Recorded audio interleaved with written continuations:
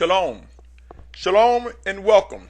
This is Man's Final Steps, a continuing series to those who would be of the 144,000 and multitude that will come out of the great tribulation, mentioned in Revelations chapter 7 and 14.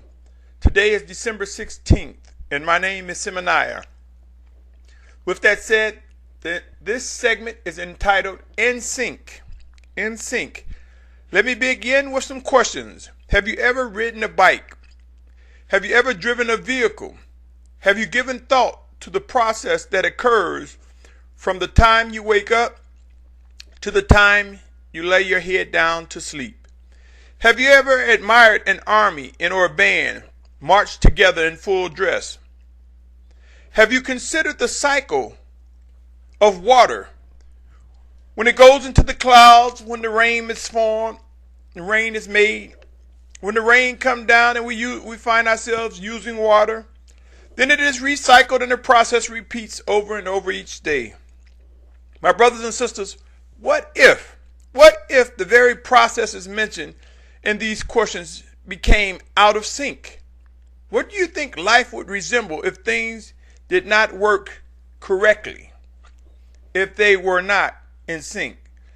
For those who may not know the meaning of these words in sync, allow me to present a definition of these valuable words that I consider functional words. In sync, one meaning is in a state in which two or more people or things move or happen together at the same time in speed.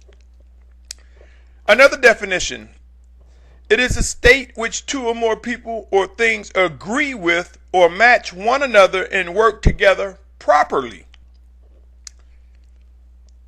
And the third, working well together in agreement. By being refined, my brothers and sisters, we will learn to obey the commands provided by the Spirit of Yahushua, either directly or through his chosen leaders. The rise of the 144,000 and multitude will, and I keep saying will, come to be. Pray and watch. We will be taught to march in sync. We will work well together, and we will learn to be in agreement with what must be done. In order to be confident in such words, one could examine the following passage of Scripture. Hebrews 12th chapter, verses 1 through 14. And they read as follows. We too, then having so great a cloud of witness all around us, let us lay aside every weight and the sin which is so easily entangles us, and let us run with endurance the race set before us. Looking to the princely leader and perfecter of our belief, Yahushua, who for the joy that was set before him endured the stake, having despised the shame, and sat down at the right hand of the throne of Elohim. For consider him who endured such opposition from sinners against himself, lest you become weary and faint in your lives. You have not yet resisted unto blood, striving against sin, and you have forgotten the appeal which speaks to you as to sons. My son, do not despise the discipline of Yahuwah, nor faint when you are reproved by him. For whom Yahuwah loves, he disciplines and flogs every son whom he receives. If you endure discipline, Elohim is treating you as sons. For what son is there to whom a father does not discipline? But if you are without discipline, of which all have become sharers, then you are illegitimate and not sons. Reading on, I'm in the 12th chapter of Hebrews. I'm at verse 9. Moreover, we indeed had fathers of our flesh disciplining us, and we paid them respect. Shall we not much rather be subject to the Father of spirits and live? For they indeed discipline us for a few days as seemed best to them, but he does it for our profit, so that we might share his apartness. And indeed, no discipline seemed pleasant at the time, but grievous, but afterward it yields the peaceful fruit of righteousness to those who have been trained by it. So strengthen the hands which hang down and the weak knees, and make straight path for your feet, lest the lame be turned aside, but instead to be healed. Pursue peace with all, and pursue apartness, without which no man shall see the master. That was Hebrews 12th chapter, verses 1 through 14. My brothers and sisters, never forget also Galatians 5:17 says the flesh lusts against the spirit and the spirit against the flesh, and these are opposed to each other, so that you do not do what you desire to do.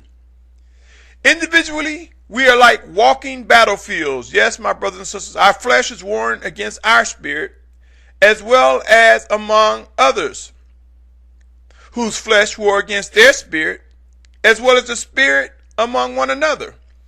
We are in a complex battle. Therefore, what we will witness in these end times regarding humbling events to free us from wicked strongholds will be necessary. Many fail to realize in order for us to be as iron sharpening iron, we will witness sparks. For in these sparks are impurities being purged from among us. It is necessary for us to be in sync. For by working well together, the image of the 144,000 and multitude that will come out of the great tribulation will become more clear and visible. While we may come to accept discipline, we may come to accept that this is a key ingredient in our refinement process, I submit to you the need to practice, and practice some more. And I submit that practice is another key factor in our refining process. In our fellowship with one another, and as the 144 multitude is being refined, we will come to improve our communications. We will grow to march in sync. Pray earnestly, my brothers and sisters. Pray to be able to discern every command from the Most High Father through a set-apart Spirit sent in Yahushua's name. While we may come to accept the terms in sync, the work required to reach such a distinct result is and will be very tedious and complete with details. There will be those whose feelings will be hurt, but yet there are those that are ordered and commanded to represent the 144,000 in multitude. So therefore we will receive the refining, the discipline, all that is necessary to bring about a finished work. Be encouraged, my brothers and sisters. We will witness much work, a work like never before, become visible among the 144,000 in multitude. We will learn to walk, to march, to fellowship, to engage one another, and to be obedient as the Spirit of Yahushua lead us, and we will be in sync. All proof necessary for being successful with this demonstration as it relates to the plan that belongs to the Most High Father Yahuwah will come. Yes, my brothers and sisters, all proof will come.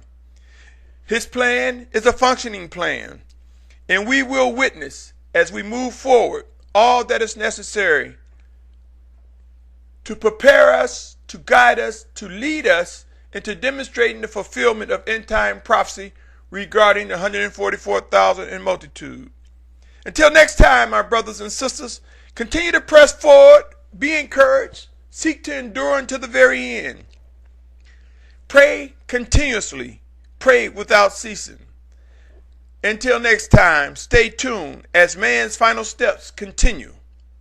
Until next time, my family, my brothers, my sisters, continue to walk this complex journey, for the Spirit of Yahushua is with you and will not leave no stone unturned. He will not leave us unequipped to fulfill what is expected of us, what we have been tasked to do.